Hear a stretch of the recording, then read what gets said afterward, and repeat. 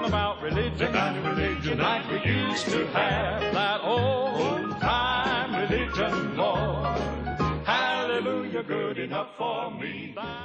Space and time do not permit us to recognize the many Christian individuals who, through these 165 years, contributed to the history of Poplar Springs.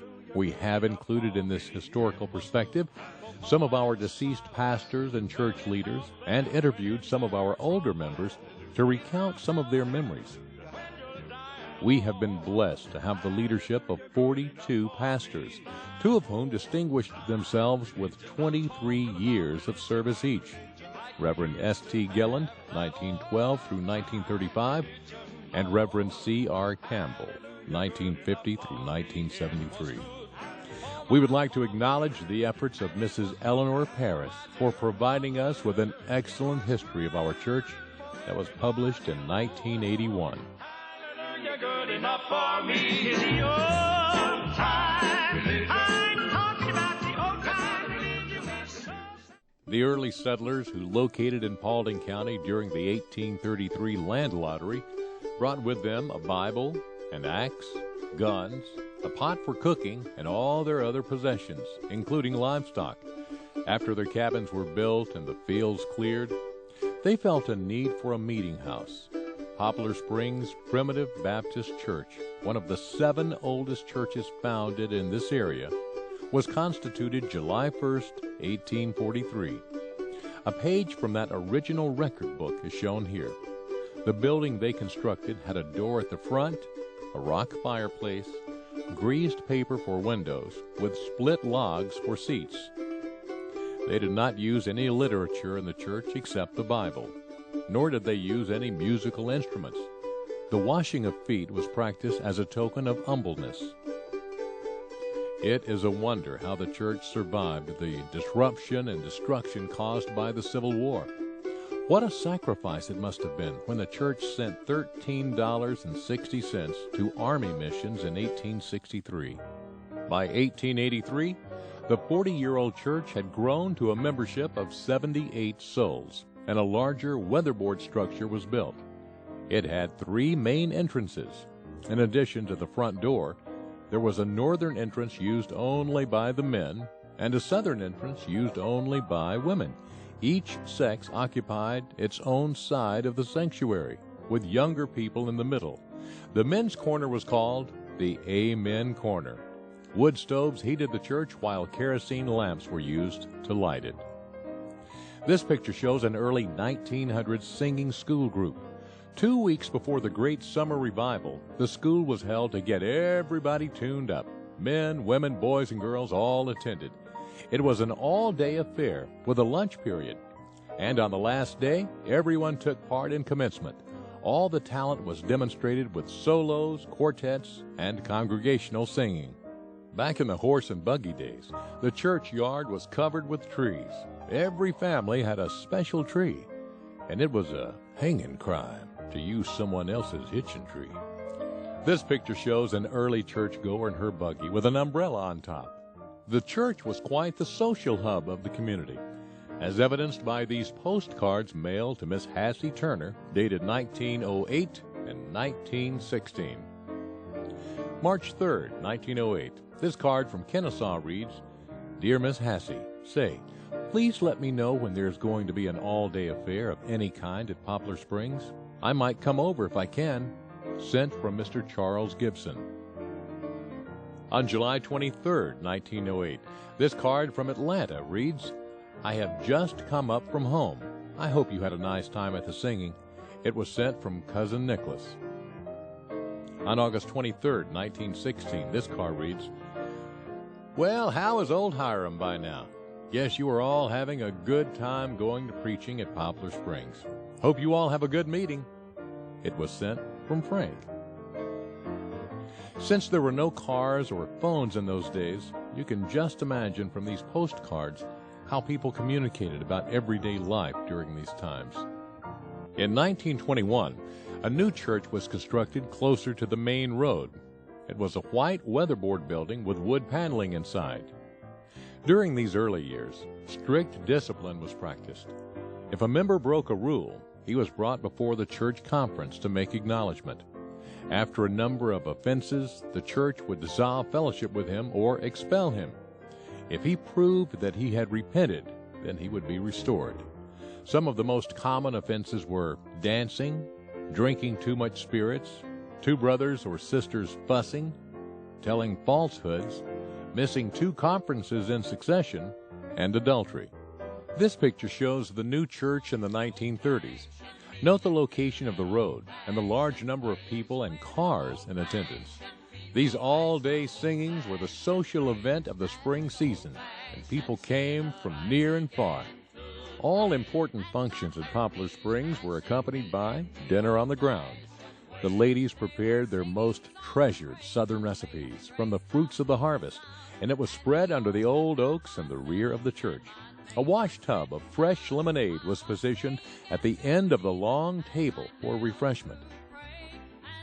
Mrs. Agnes Rakestraw was recognized for her contribution of fried pies. They were stacked high on a platter, and the hostesses would always reserve one for themselves, as they would instantly and mysteriously disappear as soon as the prayer was said. Judging by the cars, this picture dates from the 1930s. Notice the number of hats on the ladies. Pictured here is the old pulpit, which presently resides in the Paulding County Historical Center in Dallas. Note the white weatherboard church in this picture, showing the windows that preceded the stained glass windows. In the foreground is Reverend Price McClung, who served from 1938 to 1943, along with a visiting preacher from Texas. This was during World War II, when 4 of our members were killed and 1 was a prisoner of war. We had 3 veterans killed in the Civil War and 1 killed in World War I. We have 69 recorded members who are veterans up to 1981. Some of the older members we've spoken with noted that Reverend McClung was good at preaching sermons that even children could understand. In the early years, baptizing only took place on the 4th Sunday in July or August after the Great Revival. For many years it took place in the old Mill Creek, beside Gray's Mill, where people brought their corn and wheat to be ground. "On Jordan's stormy banks I stand," rang out from the voices of the large crowd of spectators on the banks surrounding the creek as the candidates, holding hands, marched into the water. In July 1902, the first baptismal pool was built 50 feet below the spring, and ice-cold water ran by gravity from the spring into the pool. Reverend Gilland is shown here baptizing McSell Pearson's mother and father in the pool. In 1933, a second pool was built of cement surrounded by a brick wall in the center of the present south parking lot. Water had to be hauled to fill it until a well was drilled in 1949. In 1957, a baptistry was built behind the choir loft with a beautiful painting of the Jordan River placed by Whitey and Claylee Rakestraw. Pictured here are Reverend and Mrs. J.W. Cantrell standing on the north side of the church. They served at Poplar Springs from 1945 to 1950. Everyone who remembers them noted what wonderful teachers they were. Reverend Cantrell was a school principal, and his wife Mary Lou was a teacher. She had a very active role in the ministry here. During this time, Sunday school classes met at the same time in the sanctuary. Older members remember it being loud and confusing, with a curtain used to try and separate the classes. In July 1949, the largest number of baptisms took place in the old cement pool when 69 members were baptized. The new members lined up halfway around the church and were given the right hand of Christian fellowship. How overjoyed they must have been at this event. C.R. Campbell and his wife Julia served Poplar Springs from 1950 to 1973. Preacher Campbell was responsible for many improvements during his service here. He decided the pews needed cushions for the comfort of the older people, and he went out into the community and solicited funds to pay for them. He was responsible for the air conditioning being installed in the 1960s. the stained glass windows, the baptistry, and many more improvements to the building. He baptized and married many generations of families during his time at Poplar Springs. He always gave the brides and grooms a copy of the vows he used at the ceremony. Thelma Summers was the pianist during this time, and she would start playing the piano in the sanctuary to let the Sunday school classes know it was time to dismiss and for church to begin. Later on, we got a buzzer to ring for the classes. The Reverend Campbell is pictured here at the pulpit with his handkerchief in his hand. Pictured here is the choir under the direction of Mr. Ben Hill Strickland in the early 1960s. Ben Hill served faithfully until his sudden death in 1976. He came to Poplar Springs from New Canaan when he married Florence Thompson. He loved to sing, and he loved his choir. He was a much-loved and well-known businessman in the county as owner of Strickland's Grocery on Highway 92. Ben Hill was largely responsible for Poplar Springs having the best all-day singings in the area. He would visit all the other churches and pick out their best singers and then entice them to visit us for these special occasions. He would also save his best country ham, and Florence would make pans and pans of homemade biscuits to serve the singers. He and C.W. Brooks would be responsible for making gallons of fresh, squeezed lemonade served at lunch. This album cover is from a record the choir made in 1977, while under the direction of the late Bob Cruz. He was a member of the original Harmoniers Quartet and was also inducted into the Georgia Music Hall of Fame. Poplar Springs has always been associated with good singing throughout the history of the church, beginning with the early singing schools and continuing through today. Mr. Cruz's wife, Norma, was also a very talented pianist and was much loved by the members. In December 1942, brick veneer was added. In 1949, there was an addition of a two-story educational building. In 1953, new pews and stained glass memorial windows were installed, and the inside walls were sheetrocked. In 1957, 4 rooms, a baptistry, and choir loft were added. In 1975, the front vestibule was added. In 1984, a 3-story educational building was added. The church has come a long way since 1843. How proud the 8 charter members would be if they could see this building and the beautiful steeple on the new building and realize it represents the permanence of God's presence in the community for over 165 years. By the way, Benny Meadows' great-great-grandfather was one of those charter members.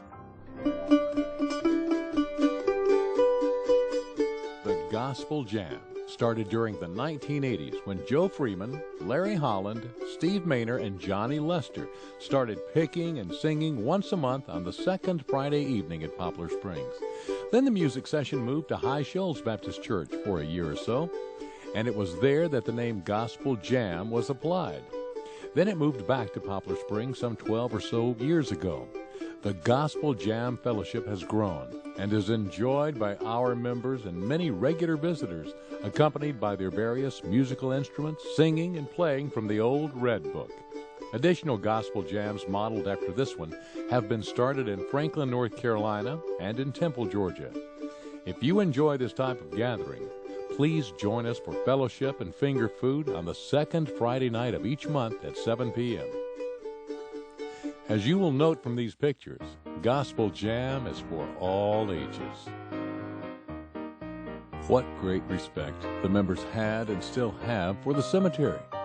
The first land was donated by Henry Lester and later deeded to the church by his heirs.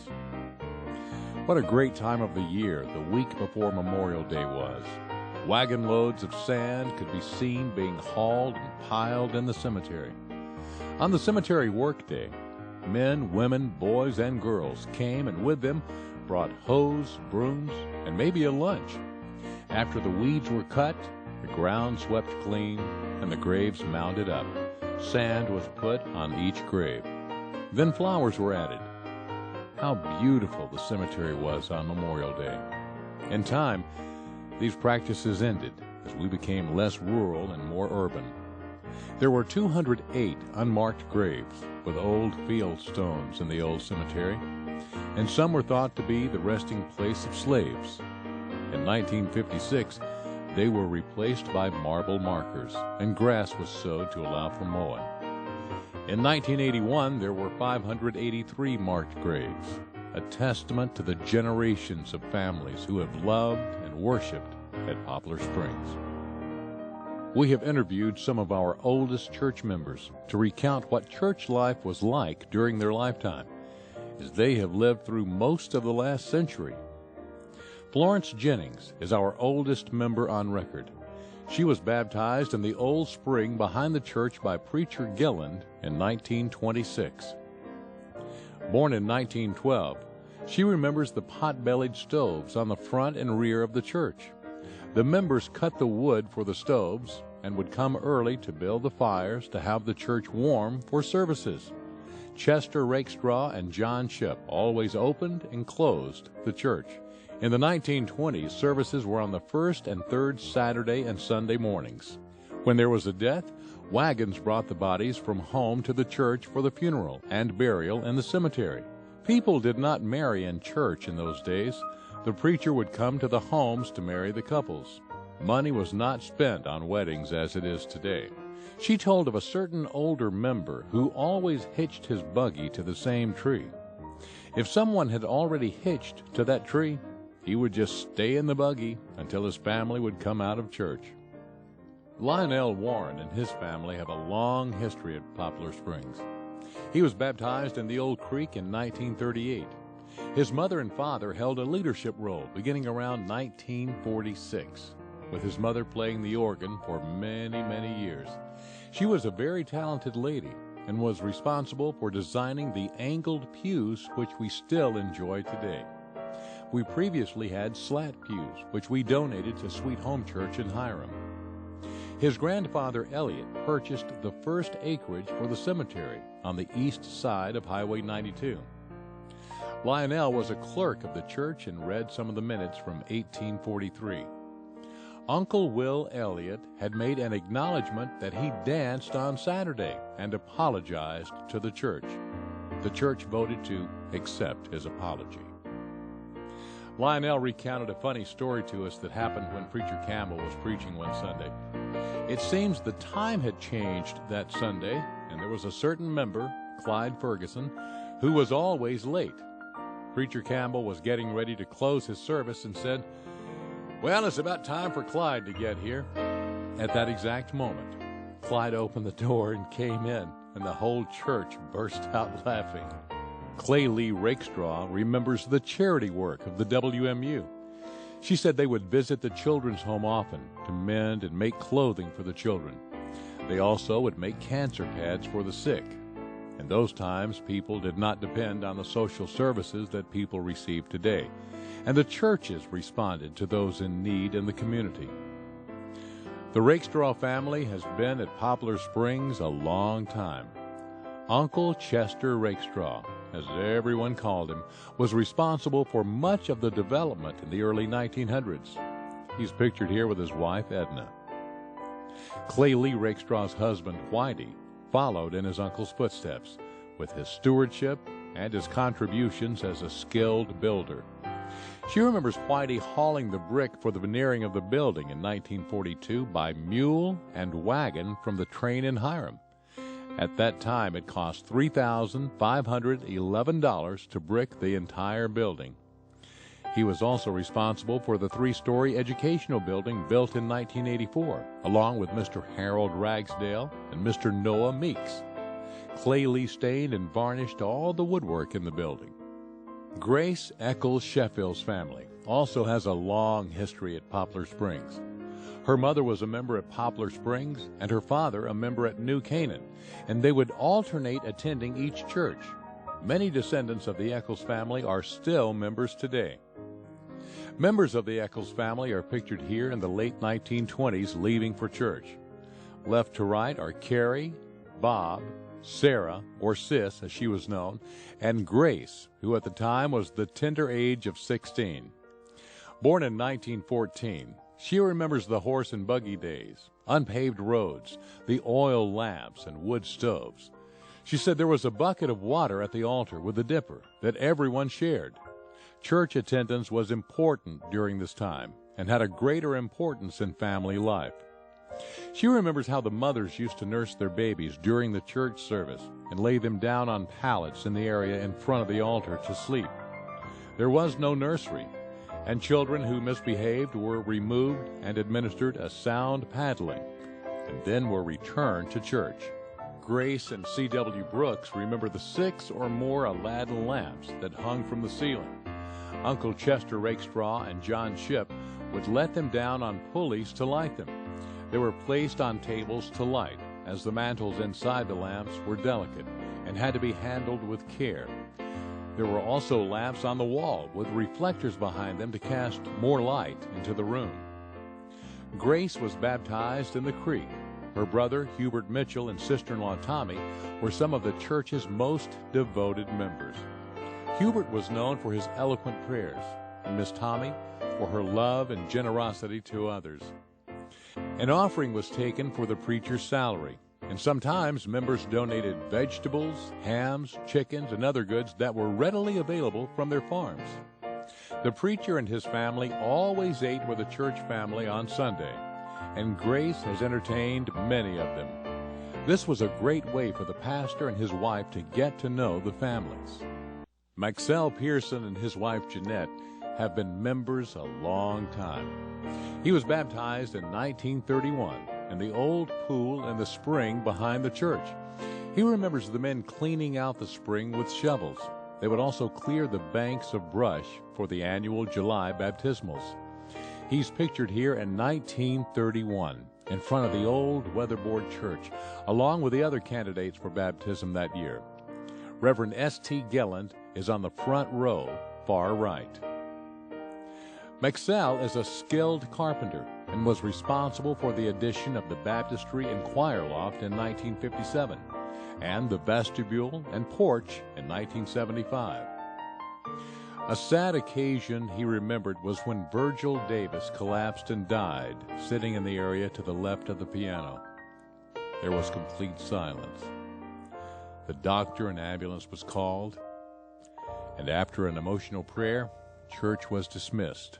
On Sunday nights, people would stand around and talk after church.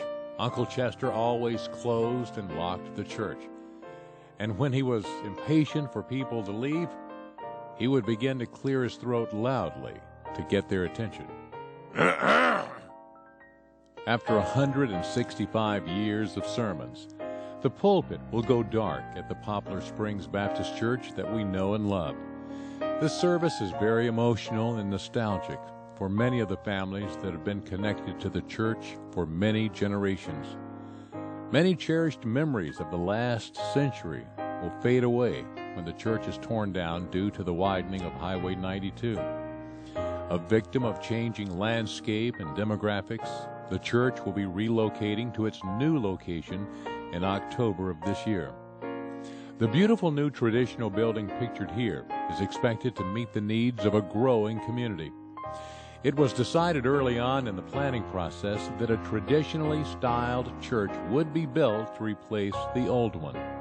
The old stained glass windows are incorporated into the design of the sanctuary and will be a comforting reminder of our history. We are proud of our roots and our family atmosphere and our legacy in the community, and we look forward to our future in the new building in this new century.